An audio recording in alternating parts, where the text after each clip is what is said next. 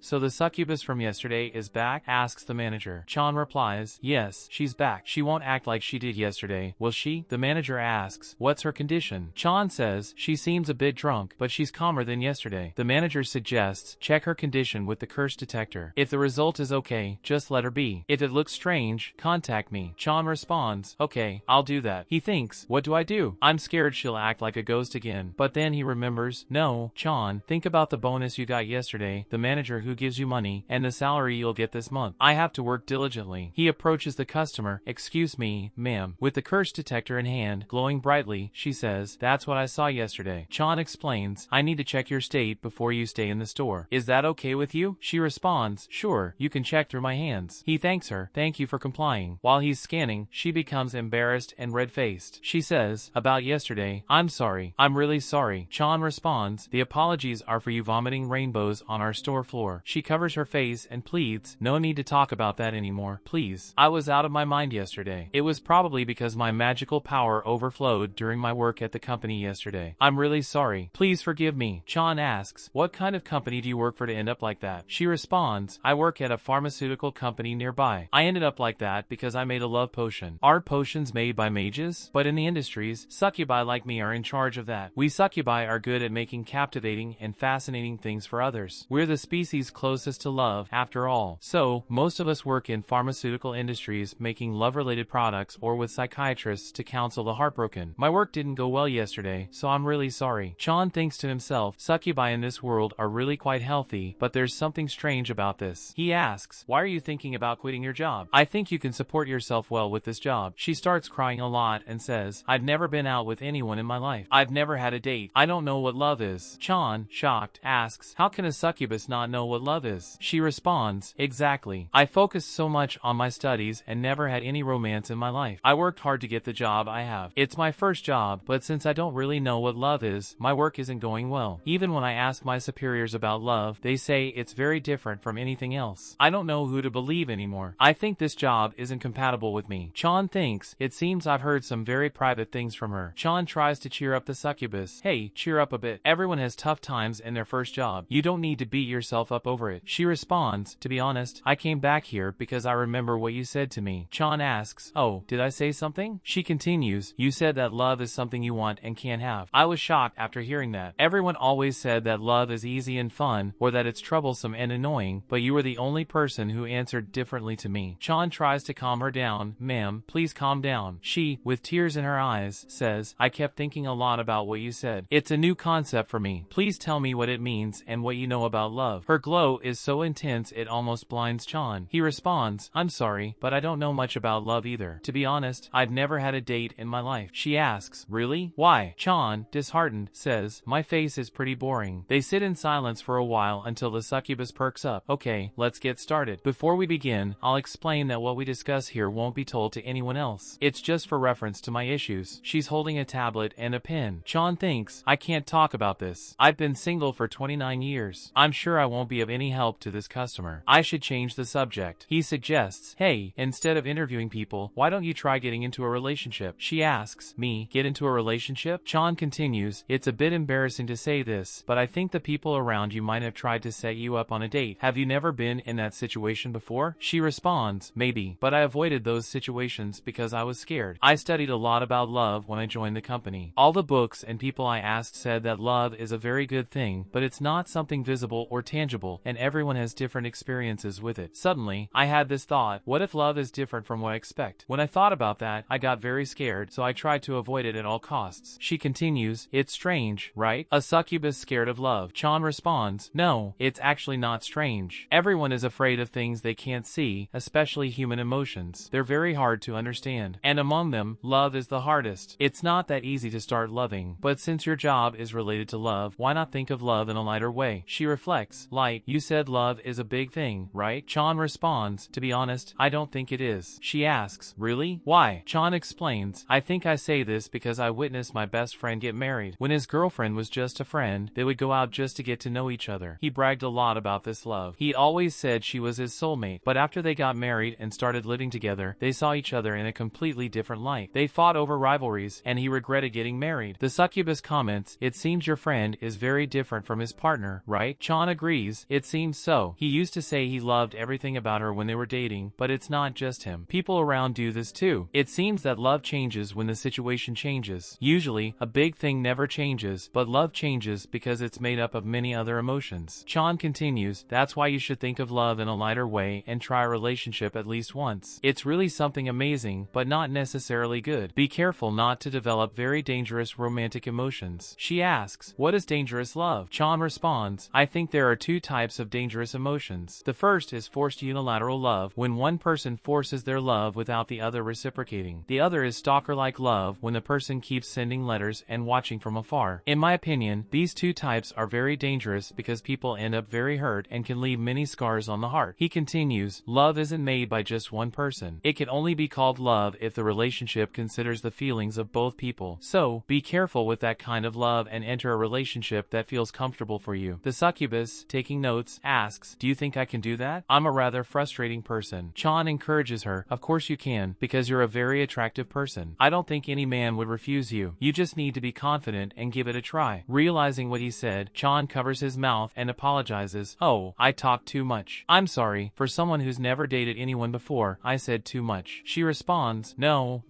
I'd never dated anyone either, but I still make love potions. It seems much easier to understand from someone who has never dated anyone in their life. I'm very happy to get the perspective of someone who's been single all their life. This makes Chan a bit sad. He says, please, stop mentioning that I've been single my whole life. He asks, ma'am, don't you have to go back to work now? She replies, my bus is arriving now. Thank you for listening to me. He says, I'm glad to have helped. Oh, take this with you, and hands her the same product the Chihuahua gave him. She asks, why are you giving me this? Chan explains, because you have to go back to work. It'll make things easier at your workplace if you have this. She thanks him and accepts, thank you. Before leaving, she asks, if it's not too much trouble, can I come back here later? The scene shifts to the manager arriving early in the morning. So, you said it was okay for the succubus to come back here? Chan replies, yes. The manager says, my goodness, Chan, you shouldn't accept customers so sincerely like that. Next time, be careful with succubi. They are a species with a strong obsession. Chan thinks, so that's it. I'll get into trouble if I get involved with them. He responds, okay, I'll remember that. But I haven't seen that little dragon girl come back. She still has a lot to finish her present. Did she forget? Meanwhile, they see someone passing by on a bicycle in front of the store, followed by a loud noise. They run to check. What was that sound? It sounded like metal clashing. They see a fallen bicycle and the manager asks, oh my gosh, are you okay? They see a robot fallen with the bicycle. She asks, are you hurt? The robot responds, no, I'm fine. Thank you for your concern. Chan thinks, a robot? The manager helps the robot up and says, no,